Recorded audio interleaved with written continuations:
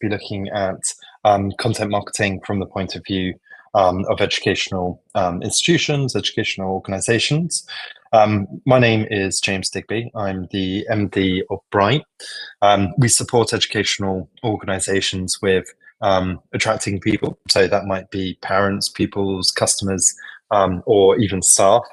And we do tend to find there's a lot of overlap between those different areas. The result of the consultancy, the support that we provide is typically up to kind of 100% improvement in click-through rate, and we boost return on investment from marketing spend by about 40% on average. And we do that through the data we get from about 5,000 campaigns and 360 different media options. So today we're going to be looking at content for marketing professionals, people who are interested in attracting more people to their organization. So we'll talk a little bit about why content marketing. As part of that, I'll explain a little bit about how we would define content. We'll talk a bit about understanding your target audience. There's no point in starting any marketing really unless you understand your target audience. Then from there, we'll talk about how to actually craft engaging and valuable content. We'll focus a lot on that word valuable. And we'll talk a little bit about the multimedia that you could be using and how to utilize that. And then finally, it's important to be measuring success and refining your strategy based on the results that you get. So we'll touch a little bit about that element just to make sure that everybody understands how you could be measuring success. We have some resources on the topic, so do visit our website. Do ask questions in the chat in the bottom right-hand corner. We're going to provide you with access to the recording so you can come back to it. And if you've still got some questions after the session, feel free to book in a free session with me when we send out the recording, as we'd be very happy to talk you through it. So why content marketing? What is content marketing as a tool? So content marketing is part of a strategic marketing plan where you create and distribute valuable and relevant content to make sure that it's actually a message that gets through. It has to be consistent content, and that's what allows you to attract and retain the interests of your target audience. The goal really for anything is to help you be profitable in some form. That might be you as a state school, you might be looking to maintain or get more pupils. As an exam board, you might be looking to get more learners. As a digital education company, you might be looking to grow your connections. You might be looking to develop business within schools, whatever it might be. But the end goal really is there to have some kind of growth on your current figures. So when you're looking at content marketing, it's important to consider the relationships that you're going to have from it. So what will those potential students or parents or both, what will they be interested in? And what will you be providing them with to come across as helpful and informative? So a lot of what we're going to talk about today is focused on that element of building a relationship with your potential target audience, and doing that, providing them with helpful and informative content. The reason that you'd want to do this and be sharing this type of content is because it helps you boost website traffic, it helps you generate leads. So if you're a business, or maybe you would call them inquiries if you're a school, it helps you generate that interest, but actual people providing you with contact details so that you can develop them into whatever area you want to. It's going to help with improving your brand awareness. The more people that kind of share your content, the more people that share it with their own network, the further your brand awareness will be, away from that initial bubble that you probably have at present. It's going to build trust and credibility. As with anything, that needs to be consistent and branded. Otherwise, it's very difficult to build trust and credibility. It's also going to increase enrollment, but that's going to take some time. You need to build that trust and credibility first.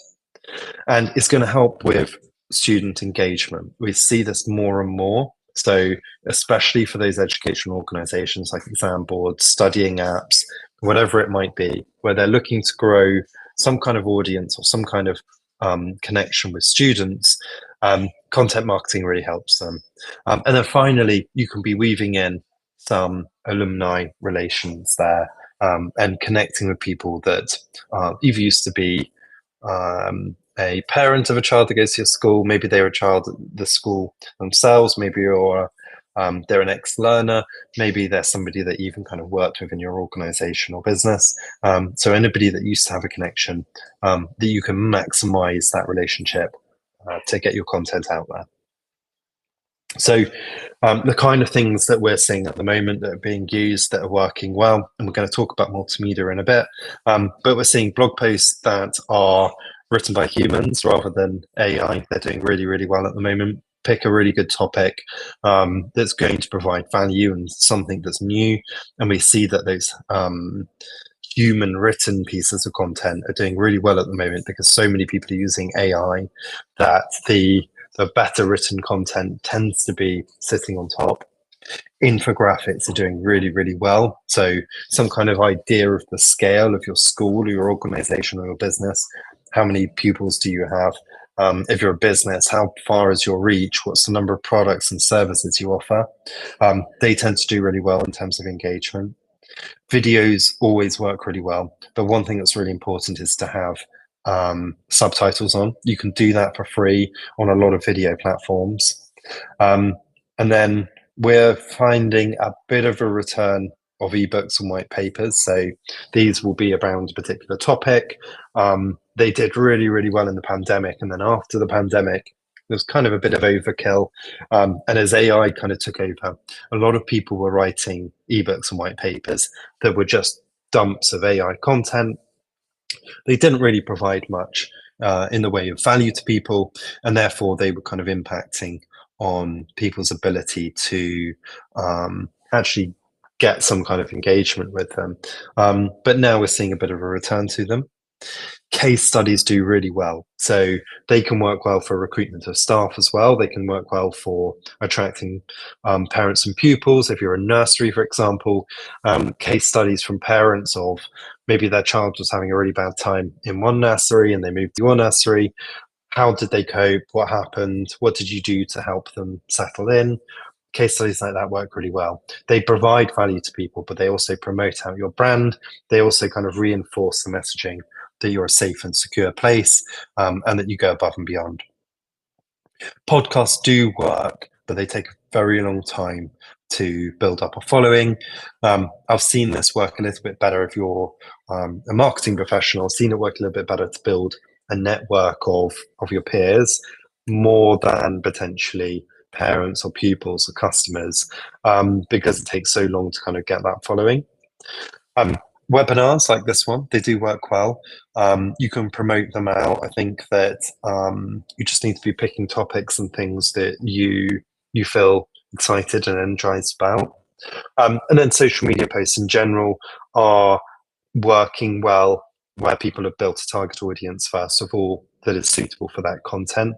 And we're going to talk about that with the content marketing strategy. So there's lots of things that you can get, as we talked about, from content marketing, including kind of inquiries and registrations and website traffic. But how you actually do that can be divided down into 4 stages. So the first stage is really to understand your audience, as it is with any marketing. So define your audience and understand their pain points. If you don't understand their pain points, you're going to really struggle with the rest of this, because your content marketing needs to be aimed at people and aimed at their pain points for them to be interested in what you're offering.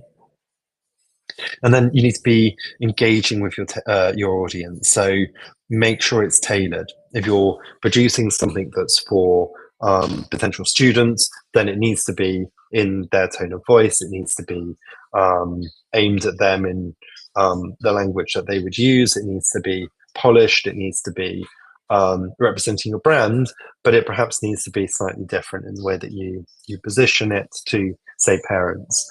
And for alumni, you might want to be invoking some nostalgia there.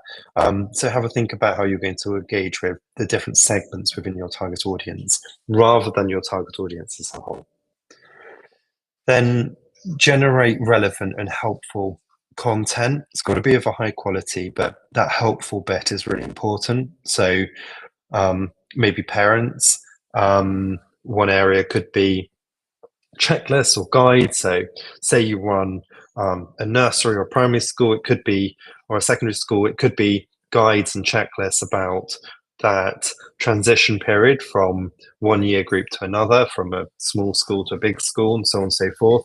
So you could be providing something that's helpful to both those that are already signed up, to current parents, and also those that are maybe sat on the fence and they're not really sure which school to pick.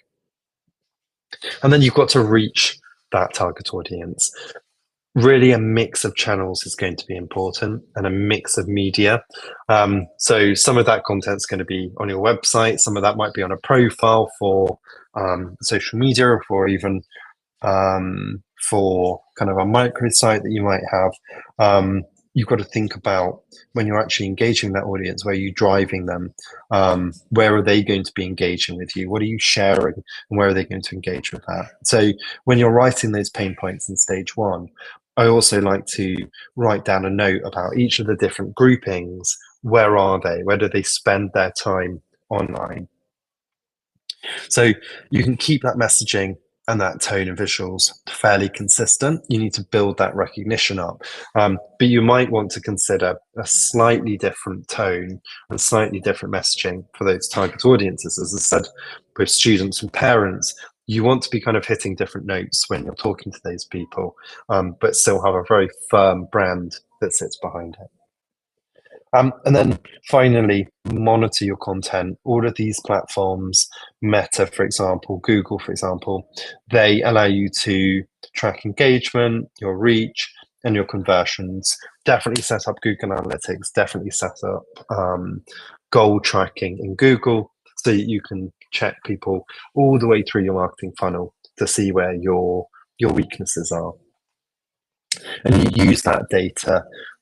Typically within the education sector, you might want to see a whole 12-month cycle, but then look back at that data and refine your strategy based on what's happening. Are you struggling to engage with people initially? Are you struggling to convert them to click through? Are you struggling to get them to fill in the form? When you know that, you can look at why that might be in just one or two areas, rather than the whole of the funnel that you're using to convert people. So I talked quite a bit at the beginning of this slide about understanding your target audience. How you do that is simple, but it can be hard in reality. So I don't have anything against literally just speaking to your target audience and asking them and saying, we're looking to reach more people like you, for whatever reason it might be. So it might be because you're the ideal customer, because we believe we've helped you, or because we believe you've helped your child, whatever it might be. You can talk to them and you can be very honest.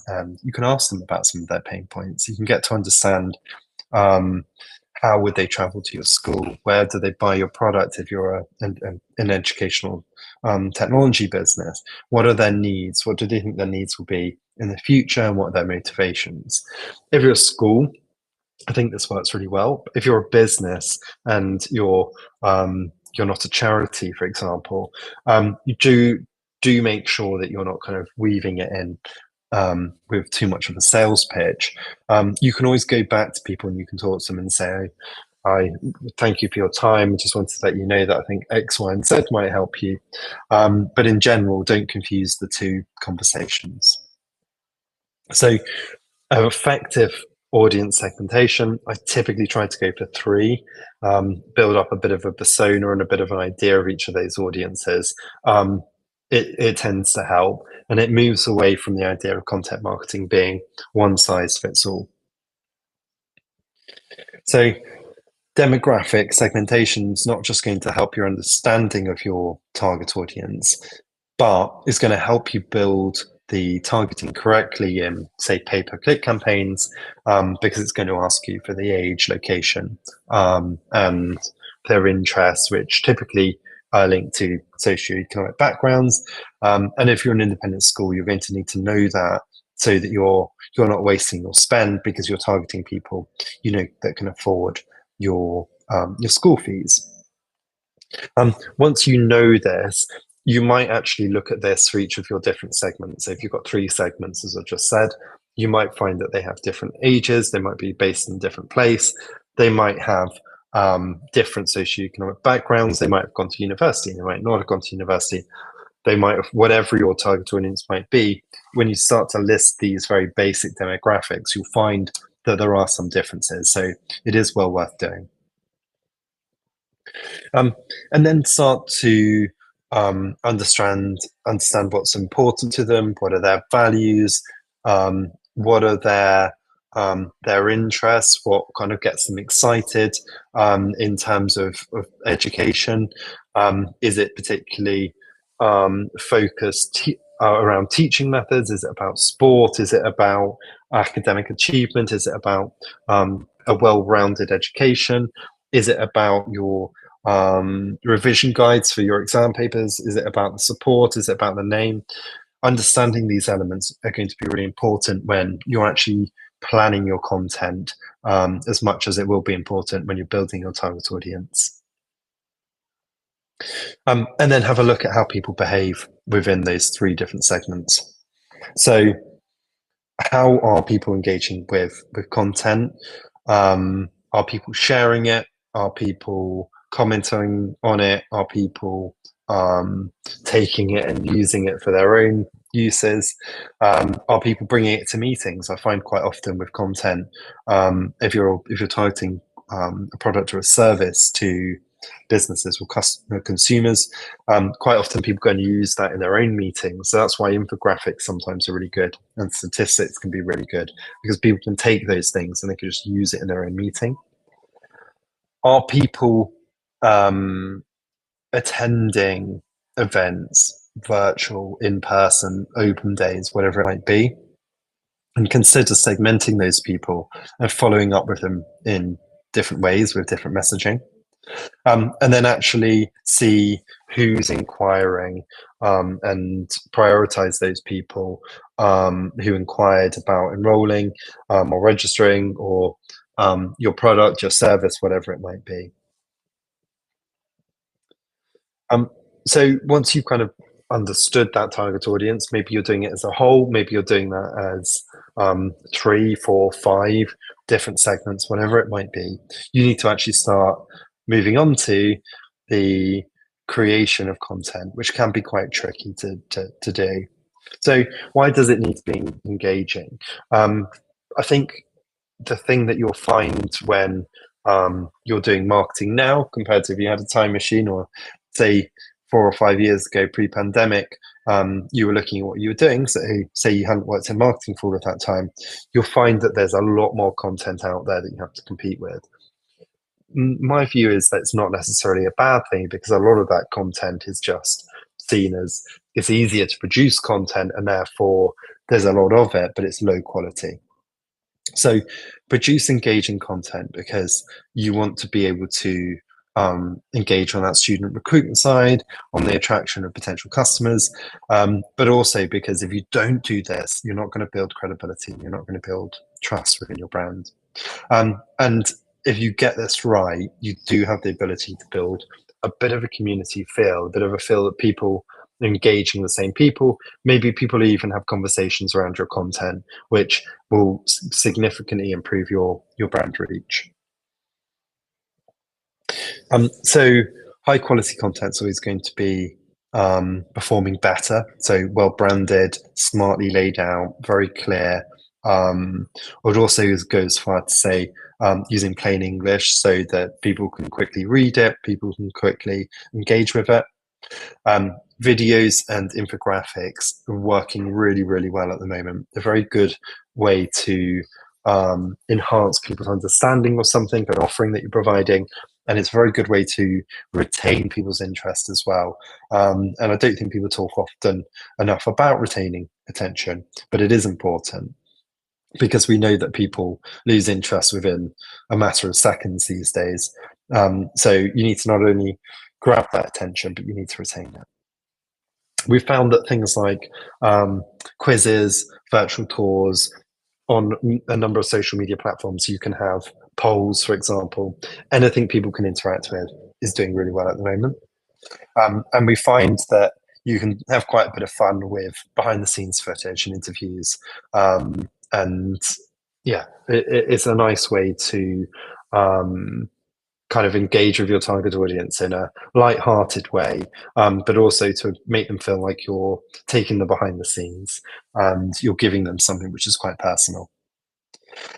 And then finally, just make sure that you're reviewing and refining your content strategy every maybe 3 to 6 months. So don't do it once a year because things are changing quite rapidly at the moment. There's a lot going on in politics. There's a lot going on around the world that influence these things. So yeah, make sure that you review things as regularly as possible.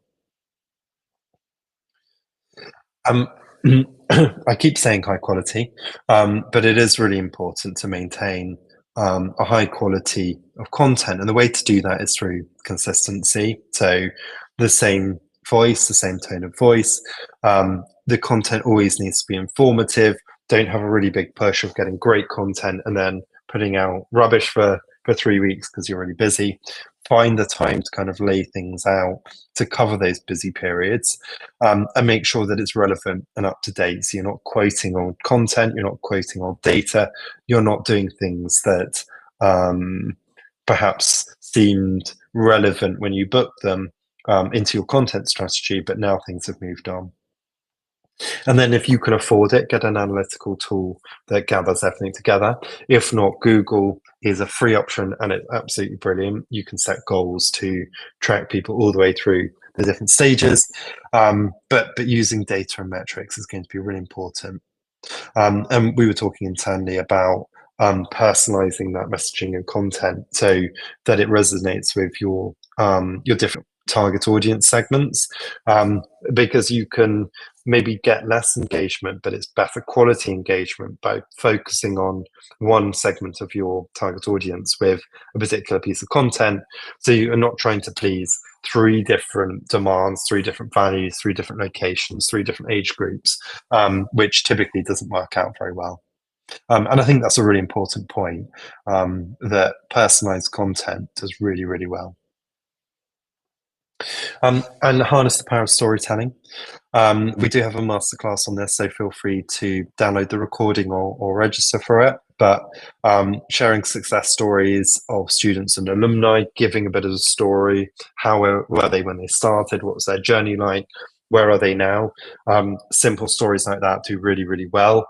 Highlight anything that's unique for you as an organization. Why is it unique? What's the impact it has on people? And tell those people's stories.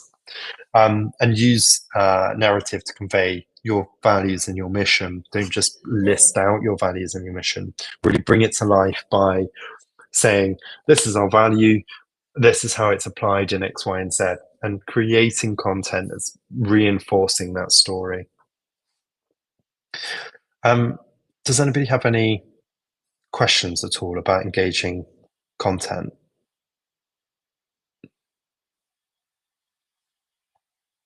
Perfect. So we know that the biggest level of engagement comes from multimedia content. So as you can see from this table in terms of effectiveness, multimedia content compared to just text and talking about things is significantly better. So increased engagement, people tend to understand it better. They invest more time in understanding it. It's got higher retention in terms of engagement with people. They'll come back for more. They'll look out for your content more. And because it's engaging content, what you'll see is that your audience, your initial network, they share it with their network, and you start to reach people that you may not have considered targeting in the past, and you start to build increased brand awareness outside of that bubble that sits around you as a brand. So how much better is it? As you can see here, it is significantly better. It's so much more engaging that it's worth the extra time it takes to create it. So if you have to create an infographic with design software, for example, it is worth it because you'll see much better engagement, comprehension, retention, and reach as well. So how do you actually implement this? So you need to have very clear goals. What is your multimedia content trying to do? Is it trying to educate people, or is it trying to convert people into some form of lead? And then you need to select the multimedia and the platform or the tool that you're going to use for it. And then make sure that once you've produced your first draft, you ideally run it through your target audience. If not, you run it past colleagues or people who are stakeholders to make sure that it comes across as high quality, and then promote it widely. By tracking and measuring and refining that promoting it widely will allow you to say, okay, this type of content is great on this platform, this type of content is great on this platform, this is good for this target audience, but this is bad for this target audience. So you'll build up very quickly an idea of what type of media to use, where to use it, and which target audience would be best to target with it. And when I get stuck doing this for Bright, working with our marketing manager, things that I typically do is I look for examples within the sector of what good looks like. And I know that the 60-second Adventures in Thought by the Open University did really well. They got millions of views. They got very high engagement rates. It wasn't just people viewing content, it was people engaging with it. It increased their brand awareness significantly. So it was a series of animated videos that talked about complex concepts, but it was just within 60 seconds. So really interesting, really engaging for people to kind of share and like and comment on, but also something very simple for people to share with their own network as well. So they were animated videos, infographics, and they were also accompanied with blog posts. So you can see there's lots of different marketing tools being used there. But I would recommend you looking it up and looking at how they've done it, because it did work very well.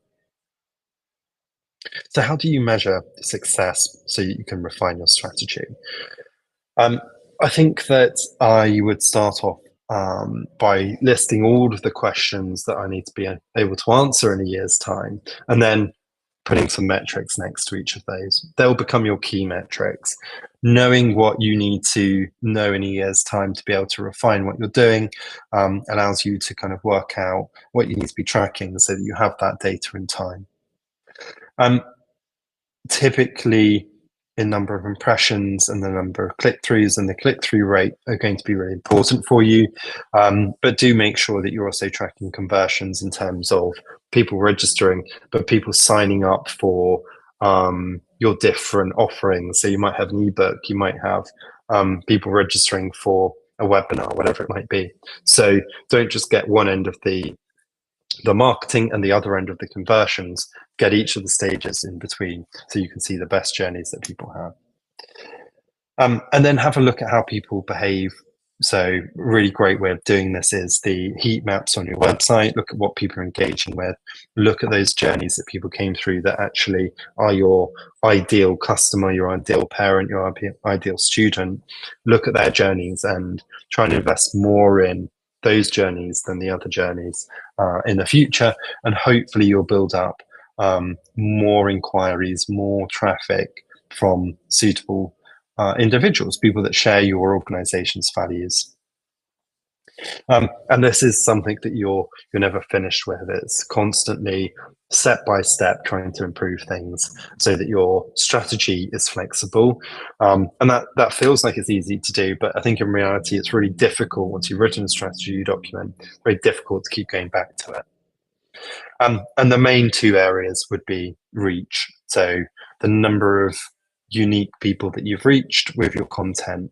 And it's really important because that shows the not only how far you've got with your brand, but it also gives you an idea of how big your target audience is. So you built a campaign aimed at somebody and you're confident that it's aimed at a particular segment in a good, high quality way, and it's not really reaching a lot of people.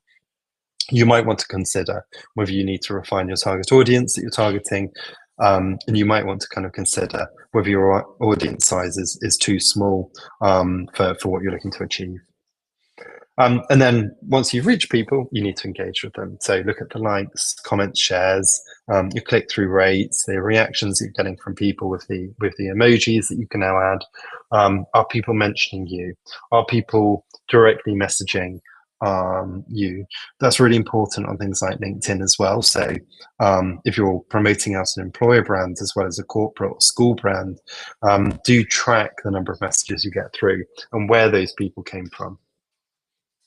So conversion tracking is kind of the most important element of all of this, because you could invest a lot of time, but it could be the wrong thing. So we use a lot of A/B testing with our content, and a lot of the digital platforms with content marketing allows you to test both and then really push out one over the other automatically. So do use that if you've got its functionality. We really, really like landing pages at the moment. They're a great way to test a new target audience, see how that performs, and then integrate it into your website if it performs well. But the main thing really is to continually monitor your performance of your content so that you're adjusting things and you can maximize that return on investment. So next year, hopefully, will be a bit easier for you. So in conclusion, content is a really, really powerful tool, particularly where you're using multimedia as an option, particularly where you've got a selection of different multimedia, so maybe infographics and videos, for example, and you've just got to make sure that your content's valuable. And you can only do that by understanding your target audience. And if it's not valuable to them, you won't be able to attract those people to your content. You definitely won't be able to engage with them. And when you're not doing that, you're not building trust and credibility within your branding. Does anybody have any questions at all for me about content, or any requests for suggestions, for example?